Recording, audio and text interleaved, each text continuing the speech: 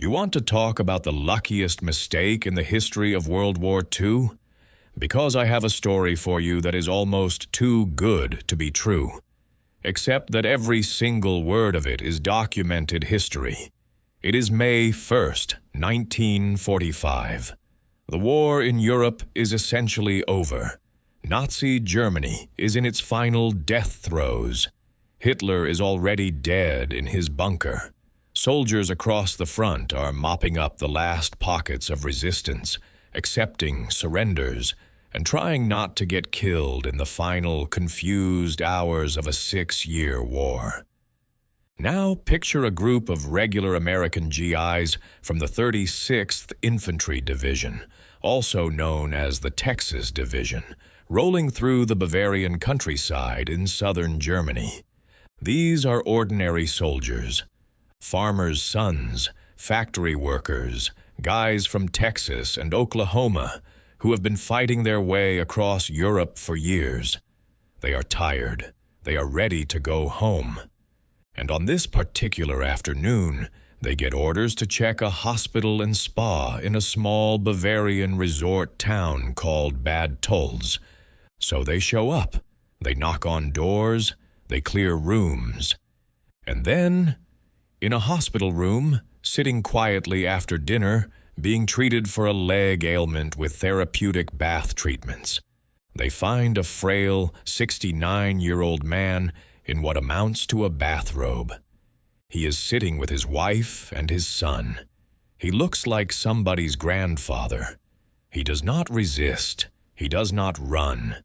He simply looks at the young American soldiers standing in his room and waits. The American soldiers have no idea who they are looking at. They are looking at Field Marshal Gerd von Rundstedt, the man that Allied Supreme Commander Dwight Eisenhower and British Field Marshal Bernard Montgomery both considered the single most dangerous and capable German general of the entire war.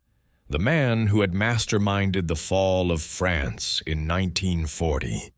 The man who led the devastating thrust deep into the Soviet Union in 1941. The man whose name was so feared by Allied commanders that when Hitler launched the Battle of the Bulge, the bloodiest American battle of the entire war, Allied generals automatically assumed Rundstedt had planned it because no one else could possibly be that brilliant. And he had just been captured by soldiers who had walked into a spa looking for stragglers. This is one of the most extraordinary accidental captures in the history of modern warfare.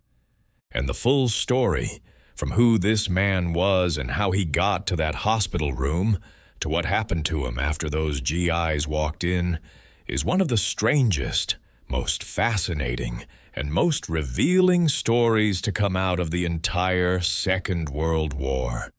Stay with me. This one is worth every minute. To understand just how extraordinary this moment was, you have to understand who Gerd von Rundstedt really was. Because this was not some mid-level German officer who got unlucky. This was the man who, by May of 1945, had served in the German army for over 52 years. He was the army's most senior officer, and to the Allied commanders who had been fighting him for years across 2 continents, capturing Rundstedt was the equivalent of capturing the brain of the entire German war machine.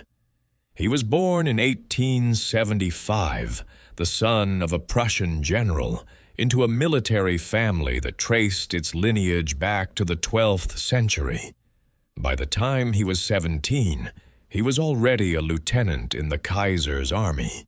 He fought in the First World War, rose steadily through the ranks during the interwar years, and by the time Hitler came to power, Rundstedt was already one of the most respected military minds in Europe. His reputation was built on one simple quality. He was almost always right. He opposed Hitler's plan to invade Czechoslovakia in 1938, warning it would drag Germany into a catastrophic war with Britain and France. He was ignored. He warned Hitler against pushing too deep into the Soviet Union during the brutal winter of 1941 without allowing his forces to rest and regroup. He was fired for suggesting a strategic withdrawal. He came back, was fired again after the Allied breakout from Normandy in 1944, came back a third time, and was fired one final time in March of 1945 after telling Hitler's chief of staff, Keitel, something that would become legendary. Keitel had called him on the phone in a panic, asking desperately, "What should we do?" Rundstedt's answer was brief, cutting, and absolutely correct. He said simply, "Make peace, you idiots. What else can you do?" Hitler heard about it. Rundstedt was relieved of command for the last time the next day. What makes Rundstedt's story so uniquely fascinating is that he was not, in any simple sense, a Nazi.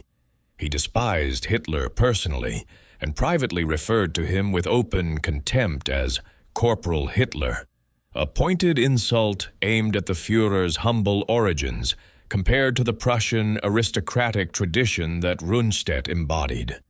He was aware of multiple plots by German officers to overthrow and assassinate Hitler, and he never reported any of them to the authorities. Yet he also never joined them. He was the obedient soldier to the very end, serving a regime he loathed, out of an iron-bound sense of military duty and oath that he could not bring himself to break, no matter what horrors it led him toward. By the time the Battle of the Bulge erupted in December of 1944, Rundstedt was being used by Hitler essentially as a figurehead, his famous name lending false credibility to an offensive that Rundstedt himself had opposed from the start, privately predicting it would fail. When asked later about his role in that massive offensive, which bears his name in the history books, Rundstedt was characteristically blunt. He said his only real authority by that point was to change the guard at the gate. The battle that cost tens of thousands of American lives and is still remembered as the bloodiest U.S. engagement of the entire war, the so-called Rundstedt Offensive, was planned and ordered by Hitler himself, with the old Field Marshal sitting on the sidelines shaking his head. And so, by the spring of 1945, this man who had commanded millions of soldiers, who had directed campaigns that rewrote the map of Europe, who had been the professional nightmare of every Allied commander from Eisenhower to Montgomery, found himself stripped of his command, broken in health, and sitting quietly in a Bavarian spa hospital with his wife and son, waiting for a war he had always known would end this way to finally be over. Then the door opened, and some GIS from Texas walked in. The moment itself was almost comically undramatic.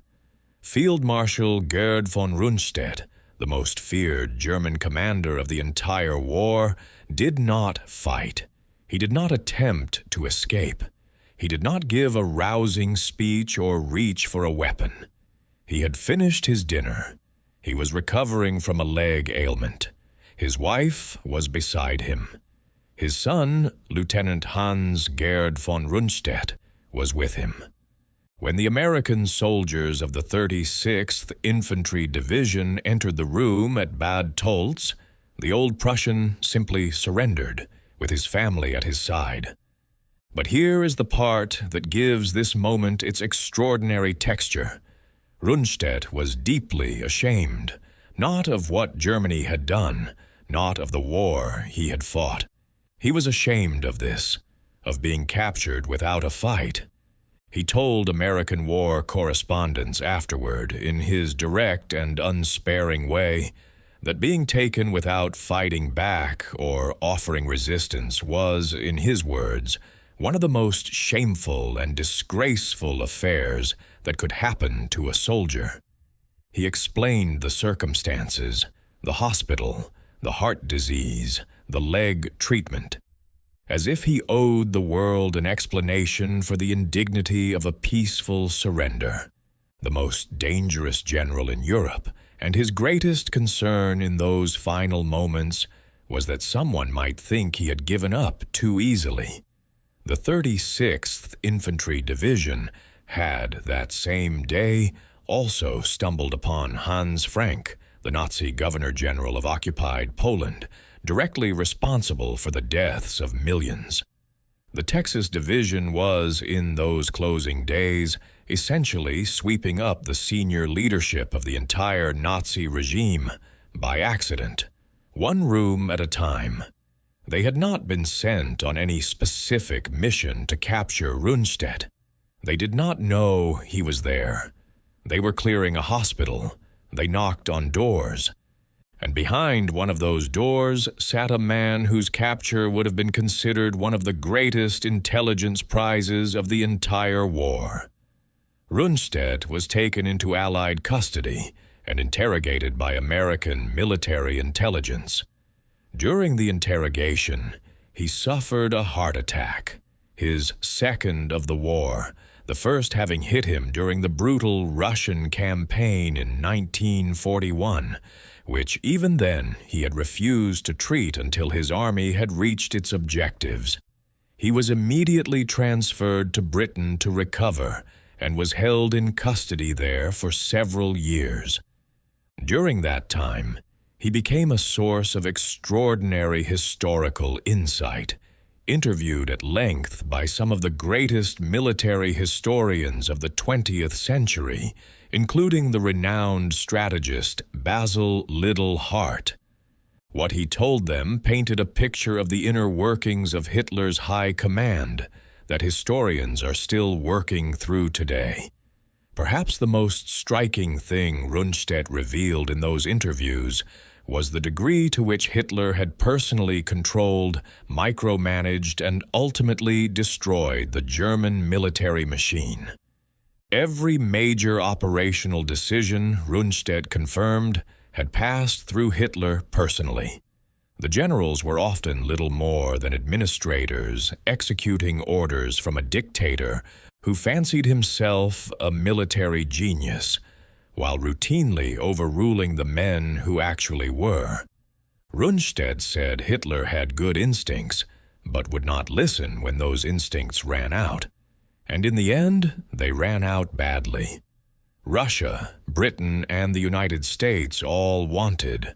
Rundstedt tried as a war criminal for alleged atrocities committed during the Soviet campaign, but the British, who held him, ultimately declined to bring formal charges, citing his age and failing health. He was released in 1948. He returned to West Germany and lived out his final years in a modest third-floor flat above a shoe shop in Hanover. A man who had once commanded the mightiest armies in Europe, eating simply and receiving occasional visits from grandchildren. His wife died in 1952. His son had already died of cancer in 1948.